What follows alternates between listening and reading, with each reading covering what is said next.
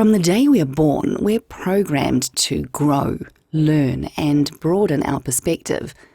But once we reach adulthood, it can take a conscious effort to continue exploring, evolving, and transforming our identity. I'm Kim Forrester. You're listening to the Eudaemonia podcast, and today it's time to go deep into the topic of growth. Welcome to Eudaemonia, the podcast that is all about flourishing. Plug in, relax, and get ready for the goodness as we explore the traits and practices that can help you thrive in life. With your host, Kim Forrester.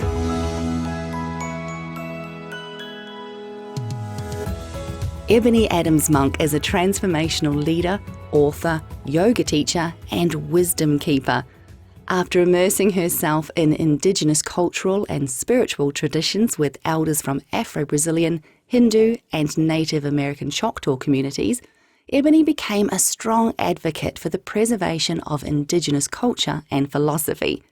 I'm delighted to be connecting with Eboni today to discuss the inherent value of personal expansion and transformation, and to explore how a willingness to grow is vital if we truly want to thrive. Eboni Adams Monk, it is just a delight to have you with me here on the Eudaemonia podcast. Thank you so much for gifting your time here today. Oh, thank you for the invitation. I'm so glad to be here with you. Eboni, a lot of your work is embedded in the indigenous teachings and spiritual philosophies of the world. So my first question is pretty clear. What do the wisdom traditions of the world have to teach us about growth and transformation in the modern world? Such a lovely question. You know, when I think about it, all of these wisdom traditions, their cultures, their knowledge, their wisdom is still here. That is the epitome of growth and transformation, that wisdom could survive, could transform, could adapt to this modern world. A couple of things that I've learned and the wisdom traditions that I've had the honor of learning from stem from West African traditions. The cultures that I've had the honor of being a part of are elders from the West African traditions as they've been maintained in Brazil, specifically in Bahia, in a community called Candomblé. I've had teachers from the Native American Choctaw traditions, as well as a teacher who studied quite extensively in India. And the one very interesting takeaway for me is that all of these wisdom traditions are located in different places geographically around the world, but there was this universal thread that they all taught. And one of them is that we're here for a purpose. I used to tell my children when they were younger, this is the Earth School. Earth is the school. It's the place where we come to learn, but more importantly, it's the place where we come to learn to let the earth shape us. And these human experiences, they shape us. These wisdom traditions acknowledge the fact that we are human beings. We're in a body. We're here to learn. And it's a process. It's a journey. And everybody's journey looks different. And growth and transformation is a natural process. If you think about the butterfly, it's one of my favorite metaphors for growth and transformation. The butterfly is such a beautiful symbol. We all admire the butterfly's growth and beauty, but it's a process for that butterfly to become what it is. It starts as this caterpillar, and then it transforms over a course of time, and then it emerges. And for me, that is one of the greatest takeaways that these wisdom traditions have taught, which is that it's a process, and you surrender and you allow it to shape you and move into it with curiosity, because you never know where it may take you. Let's go back to that beautiful imagery of the butterfly, because it is one that I think we attach to quite readily. And yet I think a lot of people use that process of a caterpillar turning into a butterfly to talk about the struggle behind growth. You know, there's a story we've brought into Eboni that growth must come through some kind of pain or challenge and struggle. And certainly I believe that's true in many cases. But if we look to nature, nature is also telling us that a lot of growth happens effortlessly and easily. So what do you think we can learn from nature about growth, and specifically the relationship between growth and struggle? Well, one of my teachers would say, you learn by living. And it was such a beautiful lesson for me. I remember going to her and saying, I want to learn this. I want to learn that. I want to learn these songs. I want to learn this philosophy. I want to learn all these things. And she just looked at me very calmly and said, well, you learn by living. Mm. And I think that's the real lesson in that, is that this doesn't have to be a manufactured process. It doesn't even necessarily have to be something that we are intentionally setting up for ourselves. Yes, we may have intention. We may have intention to want to grow, or an intention to want to understand something better than we did the day before. But the reality is, when we just allow ourselves to just be and encounter all of the experiences that come to us that end up on our path, there's a natural way that the earth has of helping us to grow. You know, think about the river, and the river flows. And I always love the imagery of the river shaping over years and years, shaping the rough stones to the point where they become smooth. Mm. And that process is just about recognizing that we don't have to force it. We can move with ease. We can simply be. I love that, Eboni. It is saying, of course, that a lot of growth can't necessarily be clearly defined. A lot of the growth that we go through on a day-to-day basis is so subtle and so effortless, because it's just growth through living, that we can't then go home and sort of place a tick in the to-do list and say, yeah, I learned that today, or I grew in that way today. But here's another interesting thing that I discovered while I was researching for this interview. Children grow while they sleep, and plants actually grow best at night. So is there a parallel for us there, do you think? If we expand on this idea of growth coming through living and growth coming through situations where we're not necessarily putting in an effort, do you think we grow best when we are quiet and still and resting? Well, I think that depends. And this is where the indigenous cultures that I've been a part of have really played a little bit of a different role than what some of us may think when we think about growth or transformation. Many times I have an image going through my head right now of sitting in the yoga studio on my yoga mat and breathing and meditating and being very still and quiet. And there certainly is strength and power in reflection. There is strength and power in allowing ourselves to settle and be still, so that our body can reset, so that our minds can be clear, so that our entire being can be in harmony. On the other end of the spectrum, you know, in West Africa, we sing and we dance and we play the drums.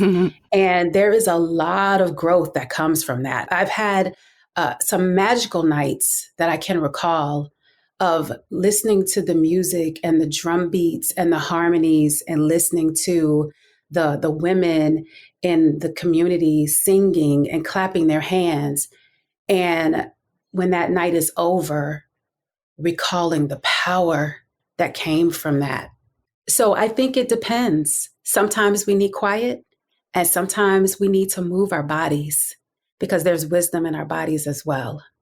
Is it wise to be rooted into something as we grow, as a plant is in the earth? And if so, what is it that you are rooted into, Eboni? What grounds you as you expand your experience of life? Yes, I think it's imperative to be rooted in something. Otherwise, we flit about, and that can be fun, to be adventurous and to move about.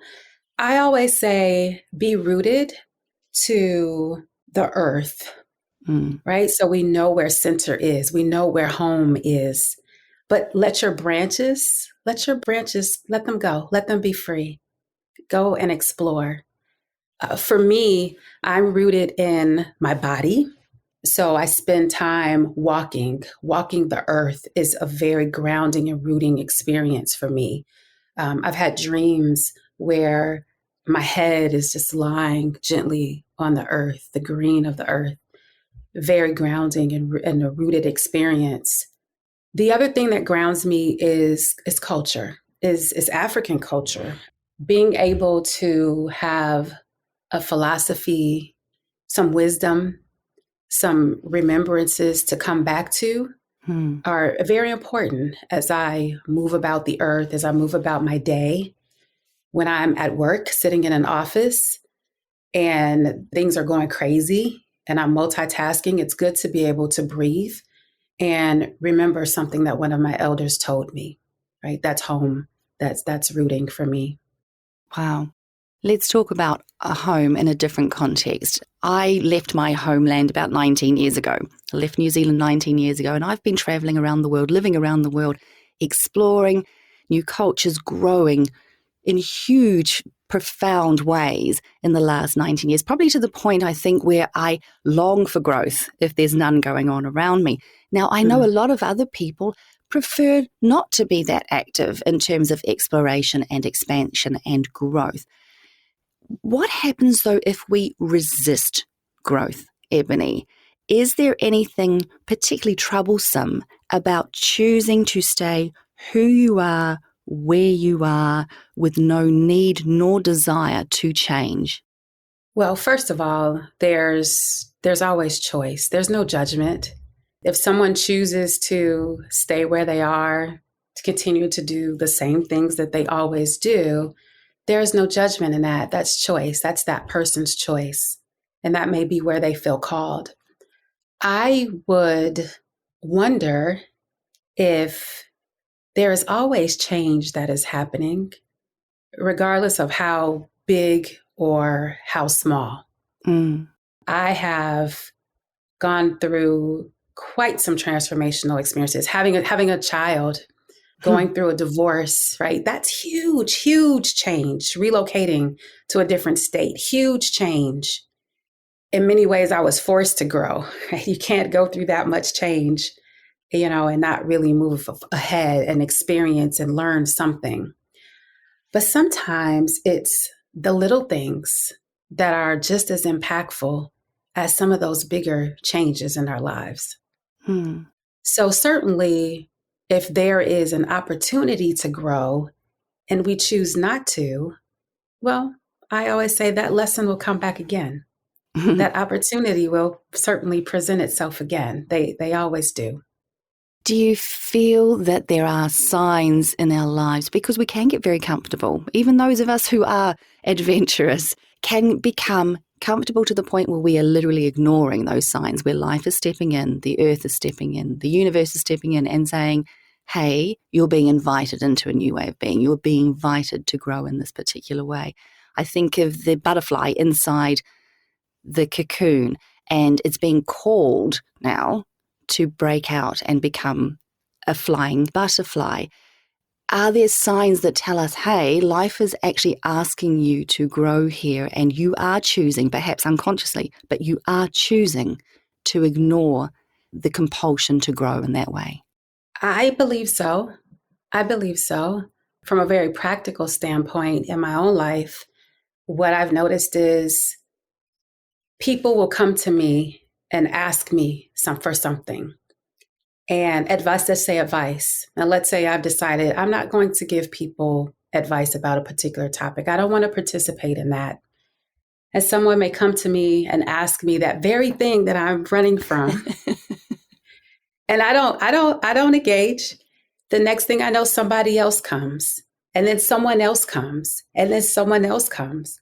So the reason actually why I've written articles and some of the books that I have is because the messages would not go away. So when you see that the same thoughts, the same desires, the same people show up time and time again, I always like to say, this is maybe for a reason. Perhaps I should investigate this. Yeah. Perhaps, right? Even nature has a way of showing up. I like to walk outside. There are a lot of trees, a lot of nature trails where I live. And it is not the rare occasion for me to see a hawk that may symbolize my need to open up, perhaps, and be more open. And to see a hawk 3 days in a row, right? And so there are things like that that I've learned to pay attention to. These wisdom traditions teach us to pay attention, observe what's happening around us. I love that whole idea of nature speaking to us. And I cast my mind back to the last 18 months through the COVID-19 pandemic. And it seems to me that the earth has provided us as a species an opportunity to grow in some really important and profound ways. And I'm often saying to people that if you choose to come out the other end of this pandemic the same person you went in, then that is absolutely fine. But I do feel that if you have not grown in any way over the last 18 months, then you have missed an opportunity, because I believe that truly the earth and nature and this virus asked us to be still, to go onto the yoga mat, if you will, and reflect and grow in wonderful ways. But let's talk about relentless growth. So this is more like me. This is the point where I'm at, where growth is such an inherent part of my day-to-day existence that I tend to search for it everywhere. I tend to yearn for it. My experience is one of constantly reflecting and refining my choices and my behaviors and seeking to learn and grow. I am actively engaged every day in becoming a greater version of myself. And it can actually be really exhausting sometimes, Eboni, going through life with such a huge spotlight on personal growth. Do you think there's such a thing as too much growth, or I'm going to say growth fatigue? I believe there is growth fatigue. I do believe that is possible. I believe that it is possible to take in so much in a short period of time that it simply overwhelms our system. You know, our minds need time to rest. That's why we meditate. That's why people do yoga. So we do need time to integrate, right? Integrate is really important. We need time to not take anything else in, but to actually step back for just a moment and allow the cells in our body to catch up. I think about transformation, and it's like, okay, well, I'm going to go to this retreat, and then I'm going over here, and I'm going to read this book and get this certification. And the body is being impacted. It truly is. The mind and the body, our spirits are being impacted by that, and it needs time to all integrate. I recall when I've gone away to some transformational experiences with some of my teachers, and we might work all day, just all this work, relentless, right? Relentless work, relentless going inside. And when that's over, we dance. When it's over, we eat a grounding meal. Because, you know, we can't just live only in those upper chakras. We have to also make sure that we're balanced and we're nurturing those lower chakras that root us as well. Eboni, do you think that like a seed, we're destined to grow into a particular version of ourselves? Or in your view, do we have the freedom around the ways that we choose to evolve and a freedom to choose who we transform into? Well, I believe there is choice. I believe there is freedom. And I almost feel like it's a chicken and an egg question when we talk about destiny. You know, some of my teachers would look at my life and where I am now, and they would say, yes, we knew that. We were told that this is where you would be. At the same time, they were my choices. I own all of them that got me to this point. So perhaps, I don't know, maybe it's not an either or. Maybe there's space for both of those ideas to exist in parallel. So our seed, rather than carrying a blueprint of who we can become sort of carries tools or clues to, our greatest version of self. And we can choose how to use that potential. That's right. Absolutely. I believe we come to the planet with tools. We come to the planet with potential, as you say. And how we use that is our choice. But in many ways, our greatest gifts, the things that are truly ours, they can't help but express themselves.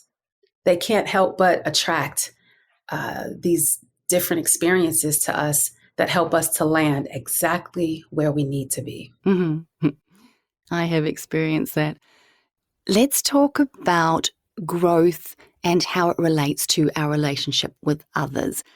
And let's talk about relationships in particular. Do you think that there is such a thing as growing apart from partners and friends? And if so, what's your advice to anyone out there listening now who's feeling this expanding distance in one of their close relationships? I think there's some truth to it, whether it is, maybe it's instead of growing apart, maybe it's easier for our human sensibilities to think of it more as we walk a path. There are many paths in life, and we walk a path with some people for a specified amount of time for a variety of experiences. And there will be points along the way where other paths will present themselves to us.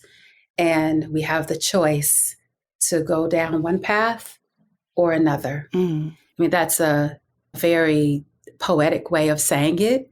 The reality is that it can be a very painful process that opens our hearts, maybe cracks them a little bit.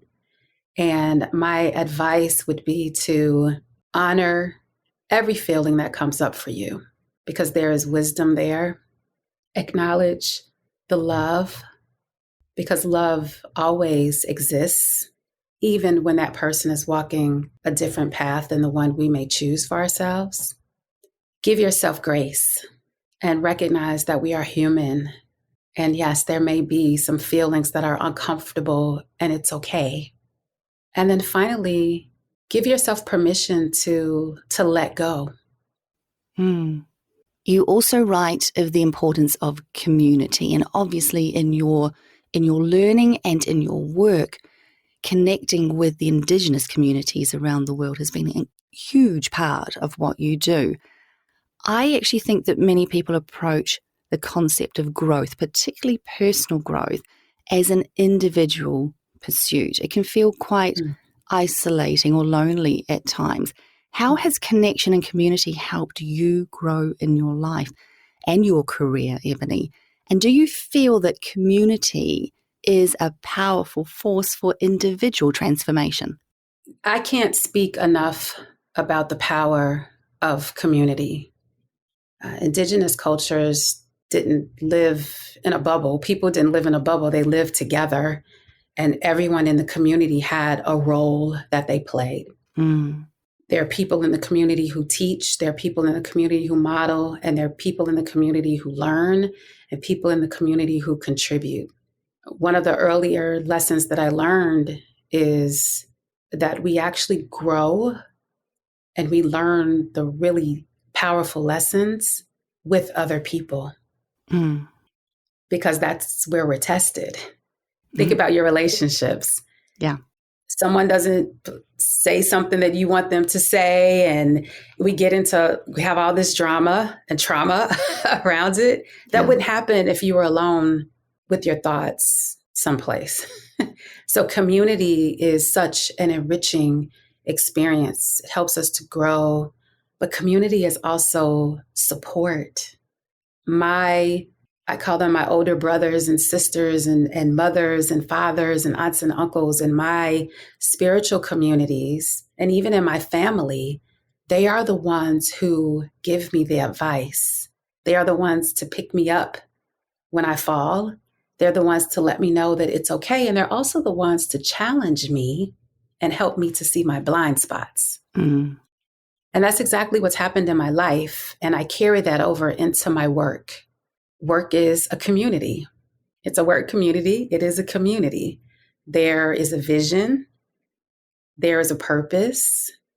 People are working together most of the time toward a specific goal. There are people who have been working in their offices at their jobs for 30 years, and some have been there for 2. So it is a mirror. It is a mirror to those indigenous communities that have raised me and taught me so much. And we have the same opportunity to do that at work.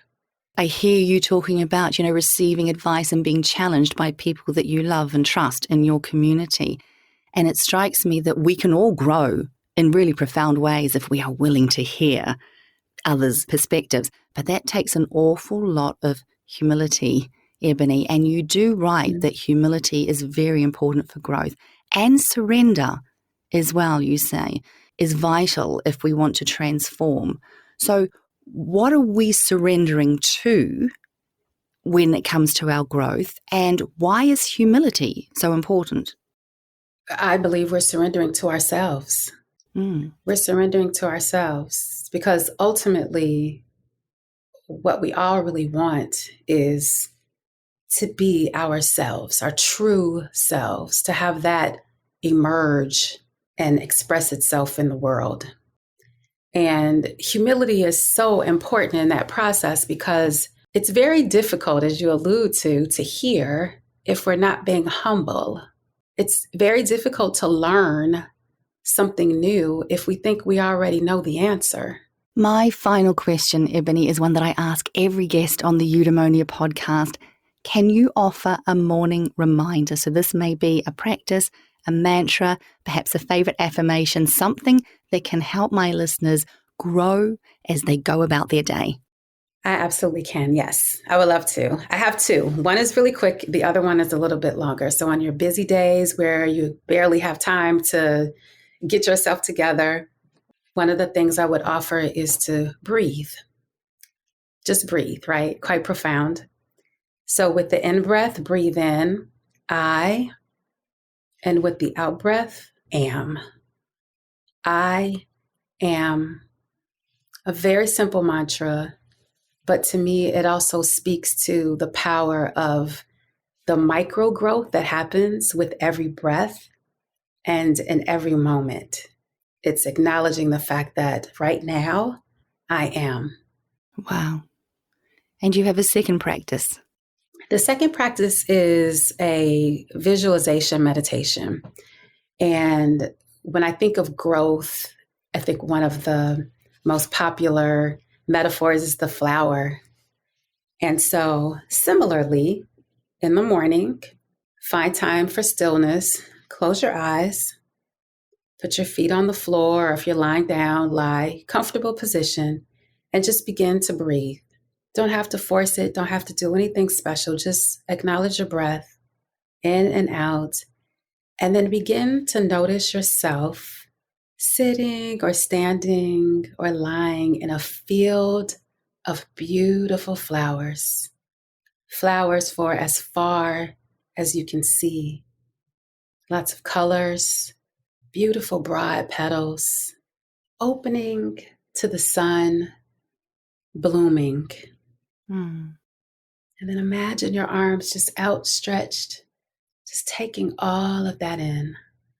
And then just bring it into yourself, hugging yourself, and then continue to breathe. And you can do that for as long as you like, just continuing to stay with the breath and envisioning that. Because the flowers are just such a beautiful reminder of growing from the earth and blossoming into a beautiful soul. There's so much beauty in those 2 practices there, Eboni. Firstly, because they are so simple. There's exquisite beauty in the simplicity of them both. Secondly, as you were sharing them, I realized you were bringing us back to the simplicity of just being alive, of just focusing on our breath.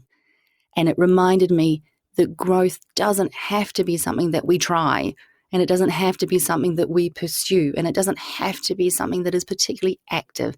As you were saying, we grow through living. So thank you so much for reminding me in that moment that it is simply about coming back to the fact that we breathe in and out and that we are we're living here on the planet. That's right. Yes. Eboni Adams Monk, your work is just so divine. It is so imbued with the beauty and the wisdom of the indigenous cultures around the world.